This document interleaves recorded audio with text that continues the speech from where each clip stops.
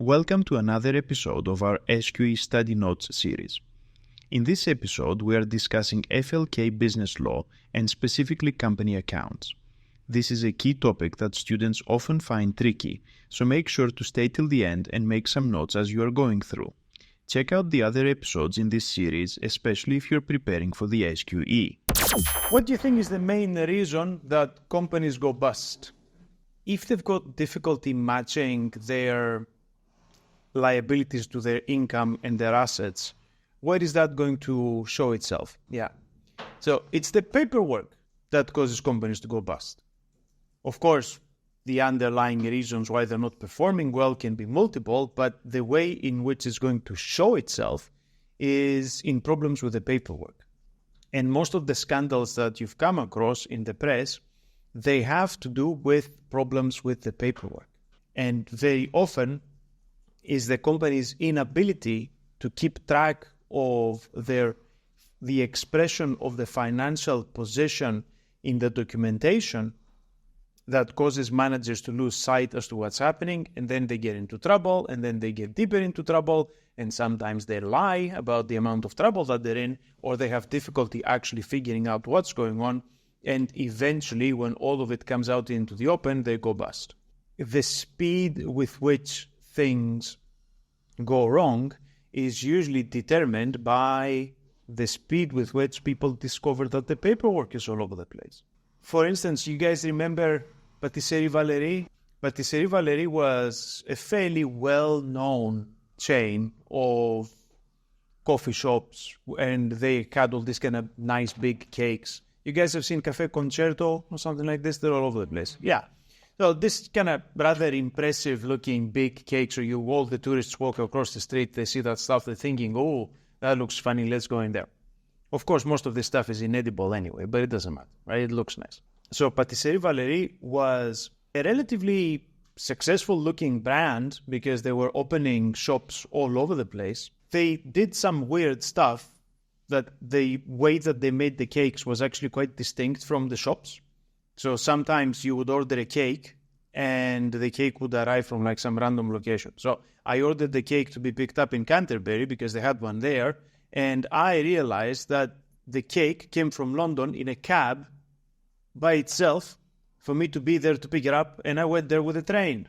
Like if I knew all this, I would have traveled together with a cake in the cab, right? It's just madness. And they didn't charge extra or anything. Anyway, some weird stuff about the way these guys were running their business. But it looked like a successful business. They had a lot of shops, they had a lot of customers, they kept expanding. Suddenly, poof, they disappear. You see a headline that says, Chief Financial Officer arrested, and there's pictures of him kind of being banded into police cars and stuff like that. And you're thinking, hang on a second, what happened here? What happened is that they weren't keeping track of the paperwork, and they were accumulating significant losses, and people involved in the company were also lying in the paperwork and stealing a little bit of money. So the person who was responsible as the chief finance officer was accused of being behind a great deal of this manipulation. Of course, when it all came out, everybody freaked out, and the creditors and the landlords and everybody else freaked out because obviously these guys were renting the spaces where they had the shops. People asked for their money back. They couldn't pay because they had run out of money, and they couldn't actually defend any of their prior accounts going back years. So the reason why they went bust is probably there was some issue with the way they were running the business, but this disease expressed itself in the dodgy paperwork. And I think instead of being upfront about this and trying to correct the problem or representing accurately their position in this paperwork, they tried to hide it, which made things all a lot worse. Clearly, there are various kind of civil and criminal law implications of lying in the paperwork that you return to Companies House, and we can go into that in a moment. But the important thing is that the paperwork that has to do with the maintenance of a company is not some sort of boring inconvenience. It is actually fundamental to what a company is doing. And if people are not clear about the paperwork and what it represents, then there's a quick trip from there to failure. there are a lot of people who are in a position to find out. If it is a bigger corporation that has got non-executive directors, they're meant to have an active look as to what is going into this failure on multiple levels.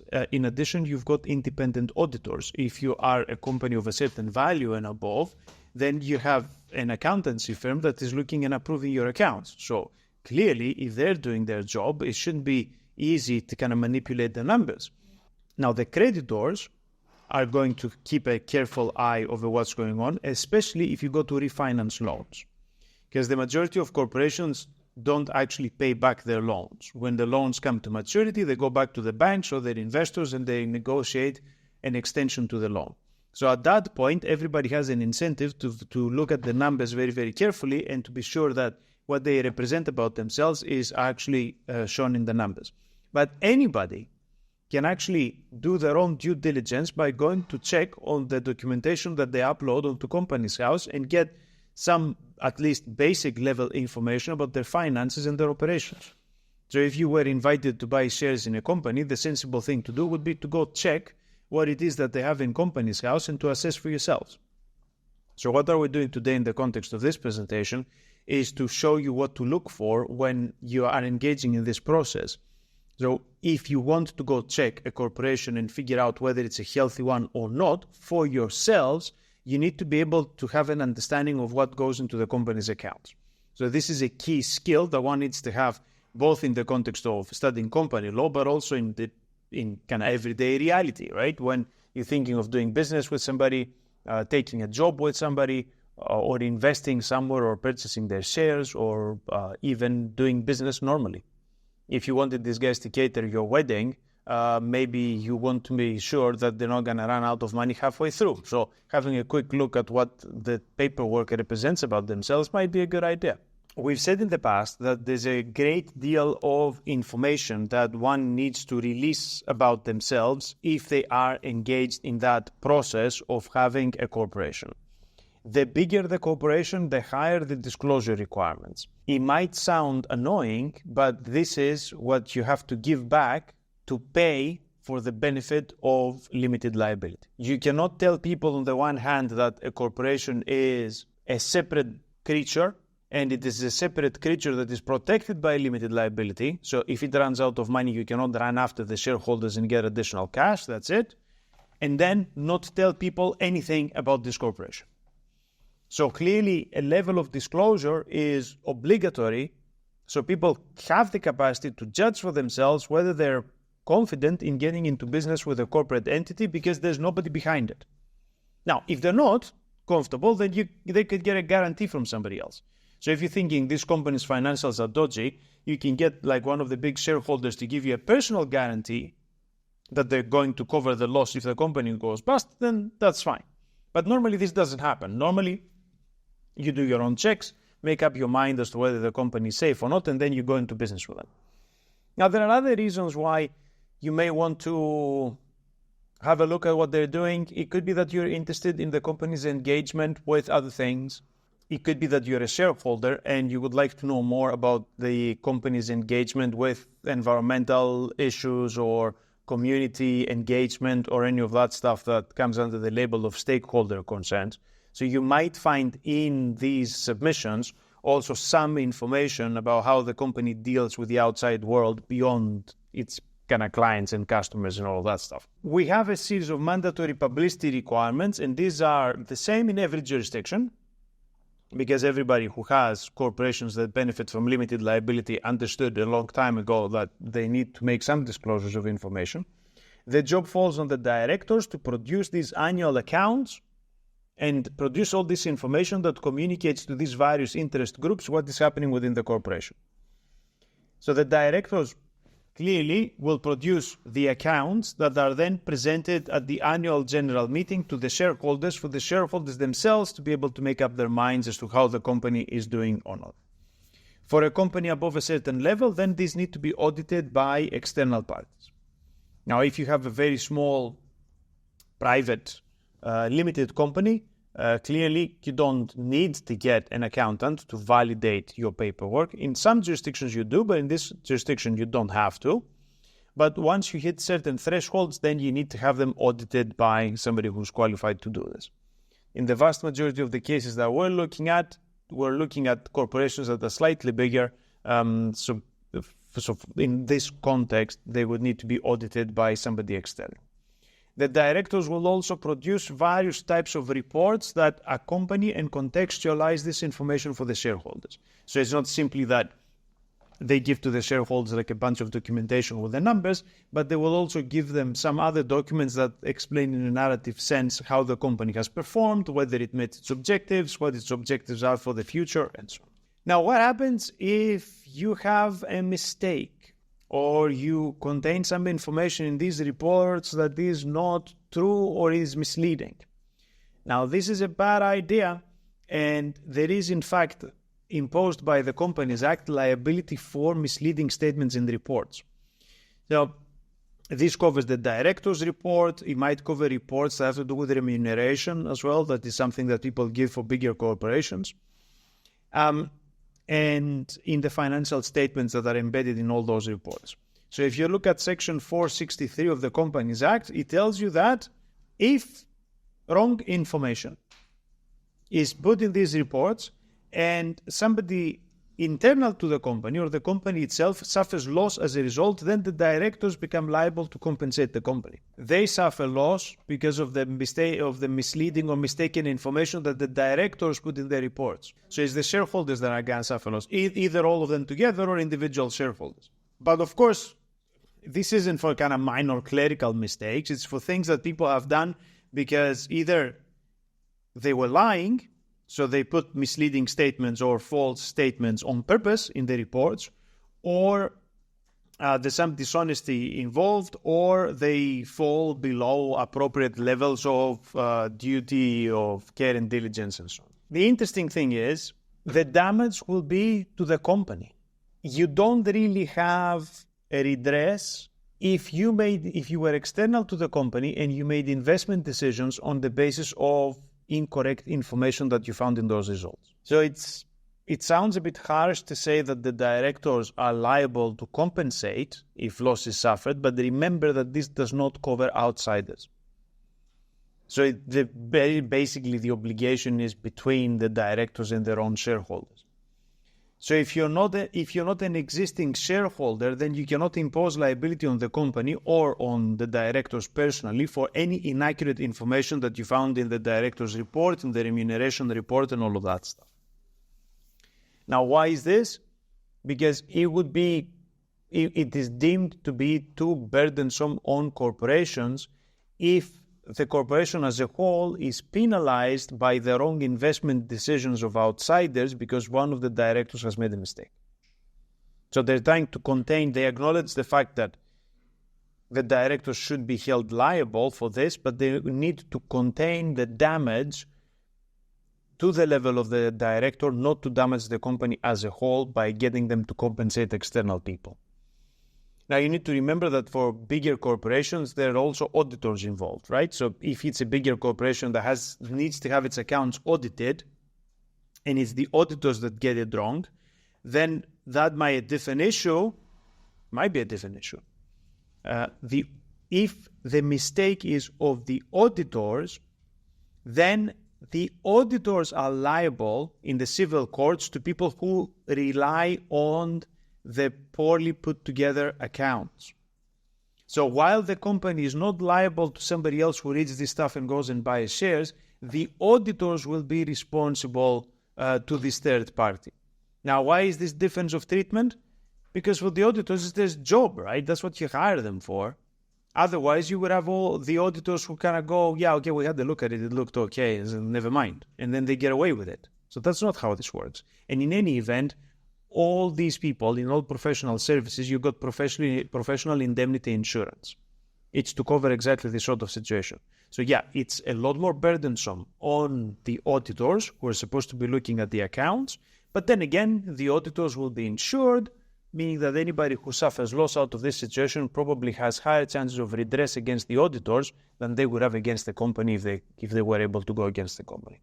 But to summarize what I'm saying here is mistakes in the reports is a terrible problem. but it's a terrible problem for the directors who are responsible for the mistake. It is also a terrible problem for the auditors if the auditors were responsible for the mistake. It is less of a terrible problem for the corporation, and whether as an external party you would be able to go after them and obtain some compensation because you made a bad investment decision on account of the dodgy information depends on who is responsible for this information being wrong to begin with. Yeah. I know that it might not sound particularly satisfactory if you're on the outside, if you're the person losing out, but the law needs to set some boundaries that make the whole system a little bit more functional. There's one way that you could obtain the redress against people in a more direct sense, and this comes from situations where you have a particular duty of care, meaning somebody advised you specifically to do it. In which case, you have a tort claim against the person who gave you the advice because the loss is arising out of the personal relationship that you had. So we're no longer talking about you interpreting reports that are made publicly available and then there's some mistake in the reports that has some sort of negative consequence.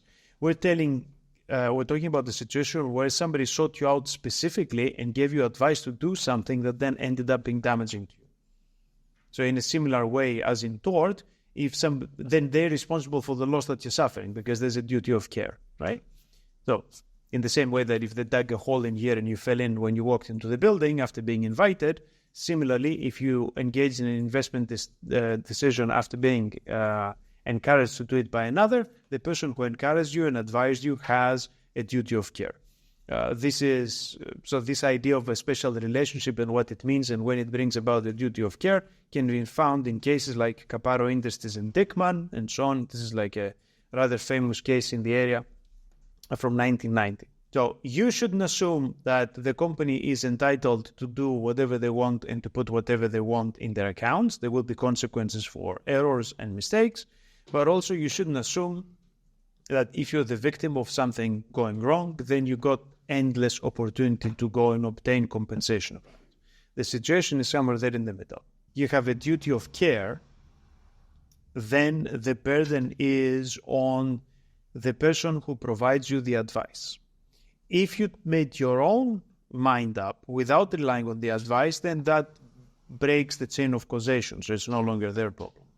But if there is a duty of care and you're relying on the other person for advice, and you did rely on that advice, then there is no external obligation on you to have done your own due diligence. Depends. If you were relying on the family member for advice, then they have a duty of care. Yeah.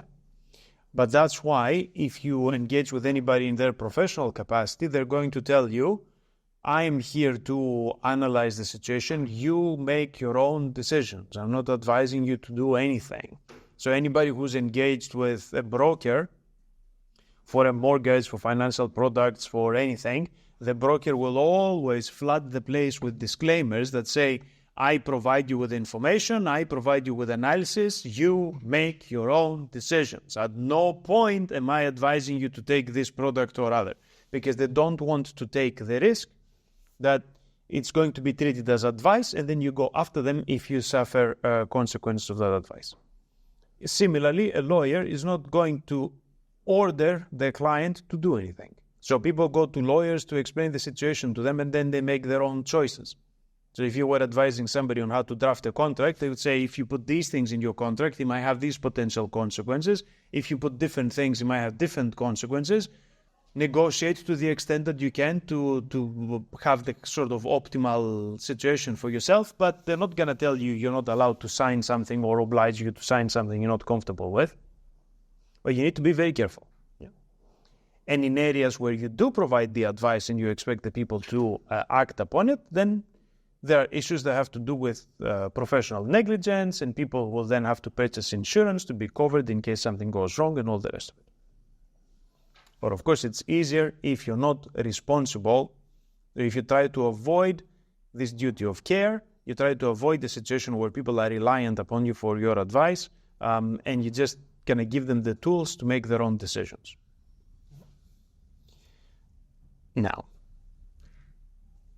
Why is it important to have all these financial records and documents? I think from what we said so far, it is obvious. If you don't have an accurate representation of the data as to how the company is performing, then nobody knows what's going on.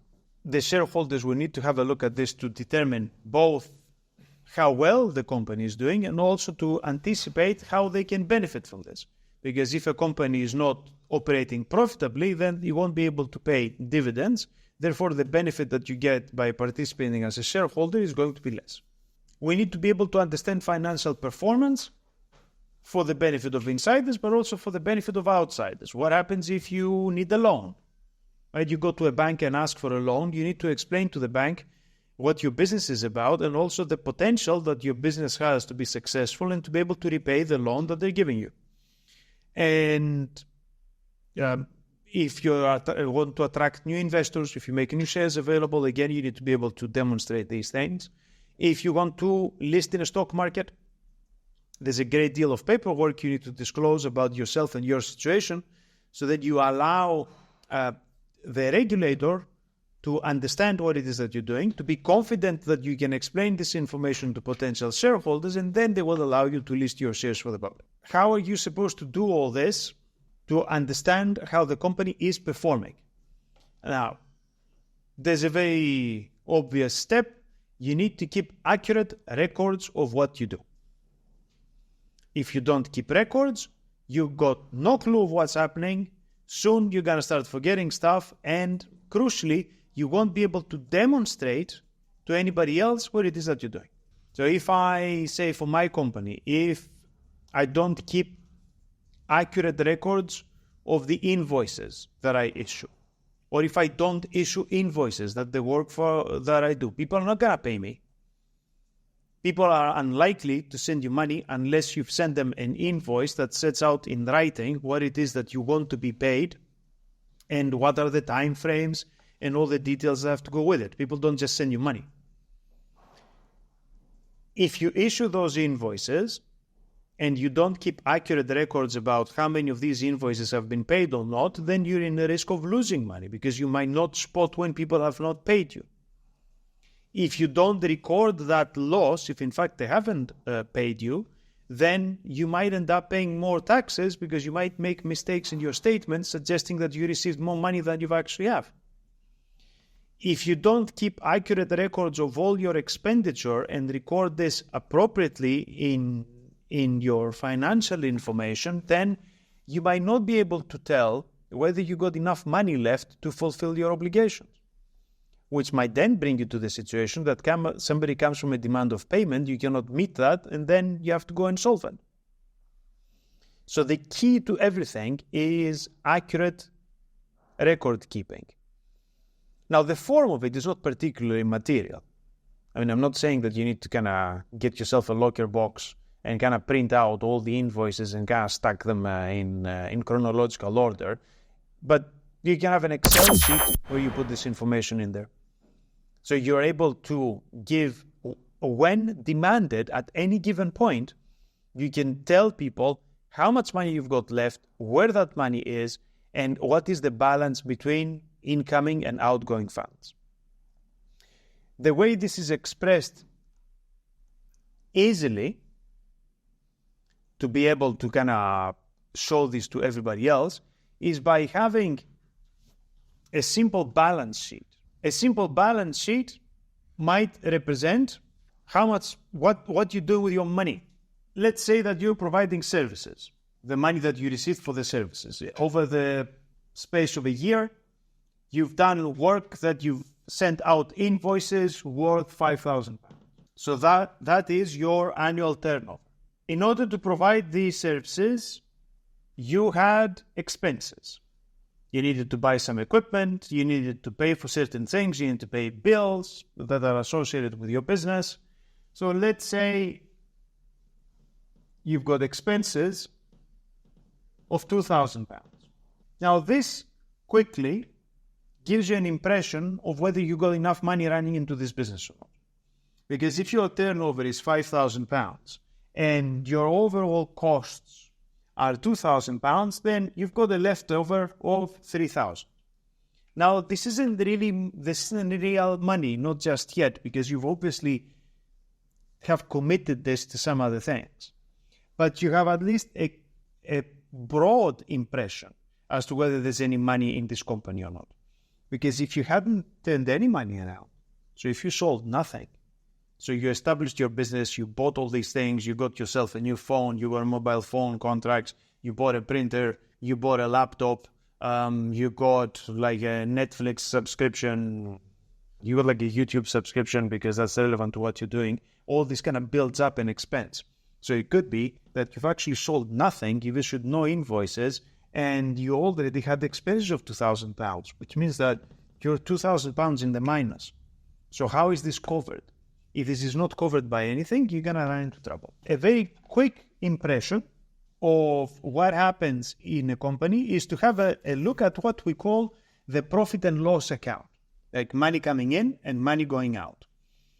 The expenses you're going to have are going to come from a variety of things, like the money that you spend in order to run the business, but also you have to pay employees, you have to pay various suppliers, you need to calculate how much your taxes are going to be and set money aside for this. So it gets a little bit more interesting than a simple profit and loss account. And that's why the better way to illustrate where all this information is to express it in the balance sheet. Because it might contain, again, things that are a little bit notional, not exactly real. So the accountants are famous for what they call double entry bookkeeping, which has in one area things that are coming in, and in another area things that are going out. The invoices that people paid you, right? So you issued invoices to the value of £5,000, but then you have a series of expenses. So you have paid yourself a salary, right? So £1,000 is the salary. Then you had another £1,000 of expenses in equipment, bills, and all of that stuff. Then you have tax bills. So after you calculated your expenses and you took them out of your turnover, you can assess what is going to be your tax liability. Let's just assume that you got another £500 as tax liability. Then you got some series of overheads and so on that cost another £500. So that gives you a sense in your balance sheet of what is the dynamic position in your account. So once you match all those together, if you say that in this financial year I had 5,000 coming in, and now these are all the things that have either come out already or in the process of coming out. So you've got 1, 2, 3,000. Then it leaves me with £2,000. So it's like it's the same outcome as before with the profit and loss account, but this represents things in a more complete breakdown. Normally, this should match what you've got in your business bank account. Because if you're going through all this process and then you check the balance in your bank account and your balance in the bank account says something radically different, then you should think why that is. So you should be able to have this as a running thing, so you can take a snapshot of the position, say today. As you know from your personal bank accounts, this might change till the evening, because it's not like, these are not static amounts. It could be that the direct debit paid today or something, or a bill came through, or you bought something with a credit card. But if somebody asks, is this a viable business? Having a quick look at this balance sheet and it corresponding to your bank account tells you that this is a viable business that is more or less surviving. But these are the real cash flow things that are moving around all the time. It could be that you got other stuff. It could be that you've got long-term assets and liabilities.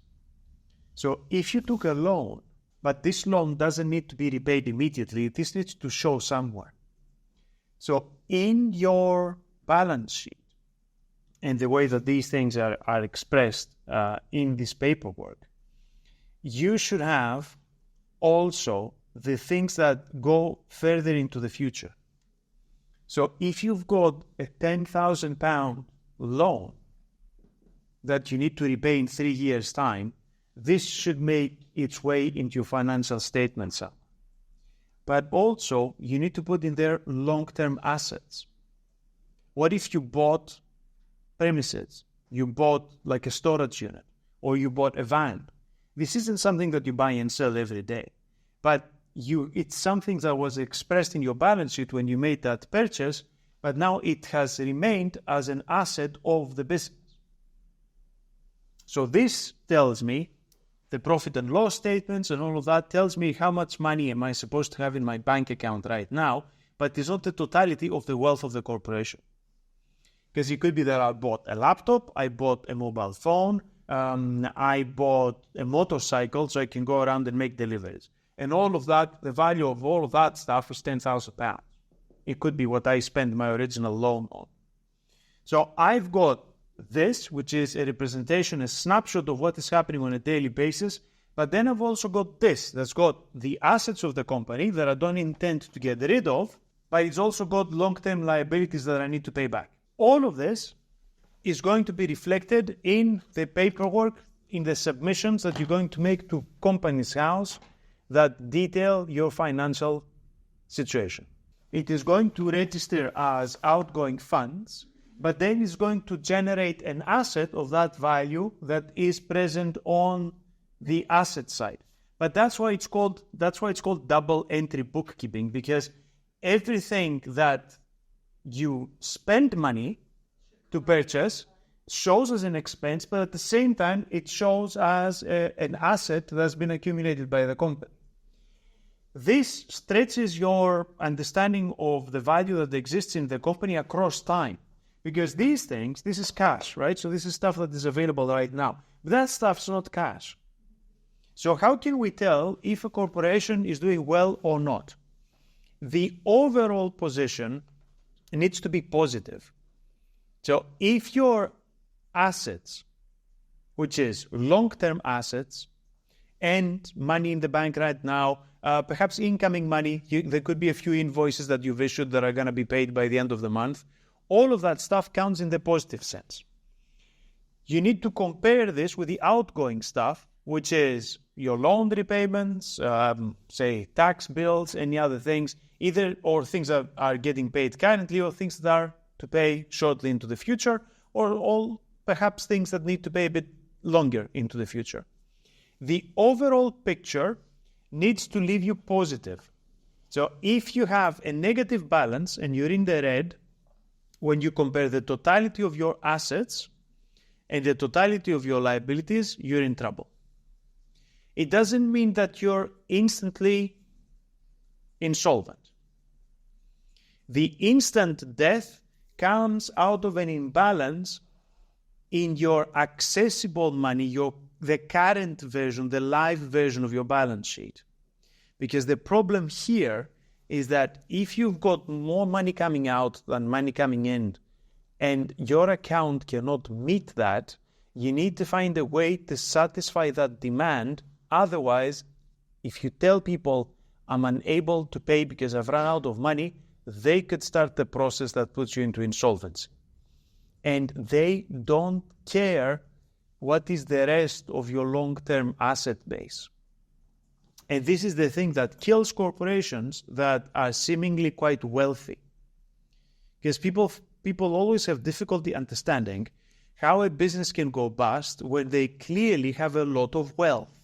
So they've got factories, they've got shops, they've got loads of products and goods that they're in those shops or in their warehouses. So since they've got all this wealth, why are they going bust?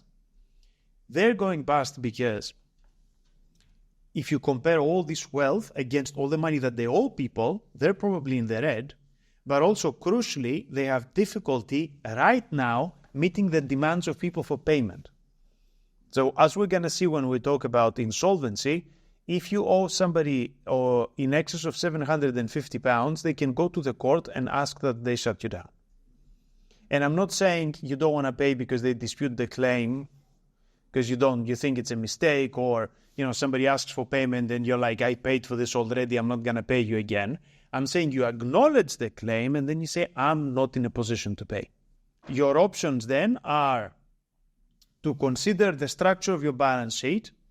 If you need cash, so if you've got problems with the immediate money, are you going to liquidate something to generate cash to pay people? Is that possible? Can you sell some of your stock quickly? Can you sell some of the stuff you have?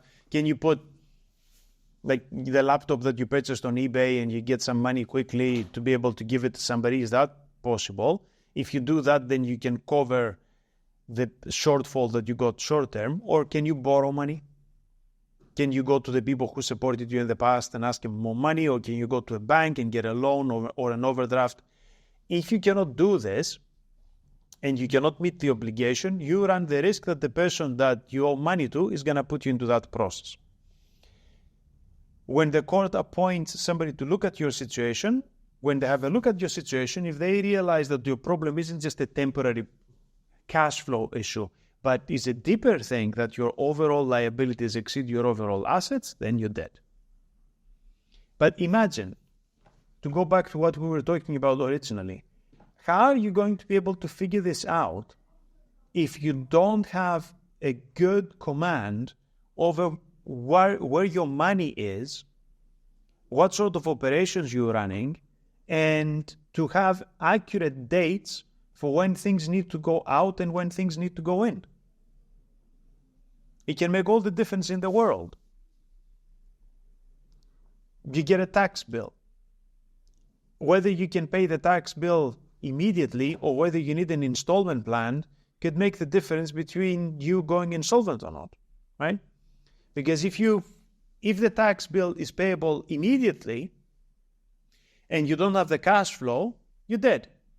If the tax bill can be paid in like 3 or 4 installments, and you know that you got invoices that are going to pay you the next month, the month after, enough to cover the liability, then you're fine and it's nothing to worry about.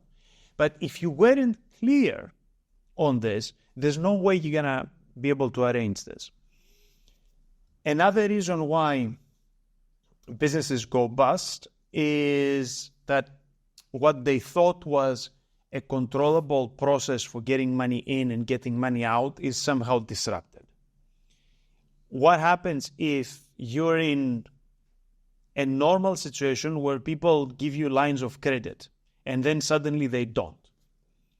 What happens if you always paid your suppliers in installments and now your suppliers say, we need payment up front, otherwise we're not going to give you the goods? That might actually push you over the edge. Yeah? Many businesses that are bigger, they go bust when the banks refuse to roll over the loans. It could be that the economic situation has changed overall and the bank wants more money for the loan or a different payment schedule, or it could be that, something has happened with the company, they don't want to lend them at all. But usually is that the banks ask for more money as a repayment for the loans or to roll over the loans. The company says, actually, we're not comfortable doing this because now servicing those loans is costing us so much money that we won't be able to make any profits. At which point the banks go, well, then we're not going to lend you the money, and all hell breaks loose. Big businesses that go under is because they have their funding pulled out by the banks because the banks change their minds. The big airlines, Monarch that went out of business a few years ago, Thomas Cook, there was a travel agent that went out a few years ago. All of this went under both because they couldn't make some payments to the regulators, because to renew your license, you need to pay some money every year. So they had difficulty doing that. But also, crucially, the banks told them they were not willing to continue to give them credit in the same terms as before. And the cost of borrowing was much higher, and the company wasn't able to justify that extra cost. The banks refused to lend, everybody else refused to lend. These balances here went out of whack, and the businesses were bust. The trick of what we're doing is all about being able to interpret balance sheets. So do you think you would be able to figure out, if you got a basic appreciation of what the balance sheet is meant to do, do you think you would be able to look at the finances of a corporation and work out whether it's okay or not? I mean, I'm not talking about the really, really complicated stuff for the massive corporations that are turning over kind of billions, the ones listed in the stock market, even though there's plenty of information about them. But sometimes the more information you have, the more difficult it is to sift through this information. But they will, in the directors' reports that are coming out every year, they will give you usually a very concise infographic that says this is what the company performance has been. Sometimes they say they lost money, but that's not the end of the world, because if they can manage this, losing money isn't what puts you out of business. The balance here is what puts you out of business. Because the company could have lost money and they say, we have secured funding to cover that loss and to cover our operating costs for the future and so on. So, yeah, we lost money, but we're going strong. They cannot pay stuff. The people who are left unpaid are the ones who can choose what happens. So if you're owed more than £750, then you can go to the court and ask them to appoint administrators to take over this company. And when they do this, then they will have a look at this paperwork and at this situation and make up their minds whether this was a temporary problem or a mistake, or in fact the company cannot meet its obligations. If the company cannot meet its obligations, then they're going to see, can it be rescued by selling something, getting somebody else to come in and help, arranging a loan. If nothing can be done, then the company eventually will shut down. Because if the company, but that's exactly why this is not good, right? Because if a company is going into insolvency, which is, they tried a bunch of stuff, the end of the process is, well, there's no saving this, it's going to go under. So the company is going insolvent. Then who gets paid depends on how you rank on an order of priority in insolvency. And we've got like a presentation specifically on this one. We can talk about this. If you're high on that list, you got some chance of recovery. Nobody ever gets all their money back. But if you're lower down on the list, you get nothing. That's why you need to do your homework before you start doing business in any serious way with anybody. Thank you for watching another episode of our SQE study series. In this episode, we discussed FLK business law and specifically company accounts. This is a key topic that students often find tricky, so well done for staying till the end. Check out the other episodes in this series, especially if you're preparing for the SQE.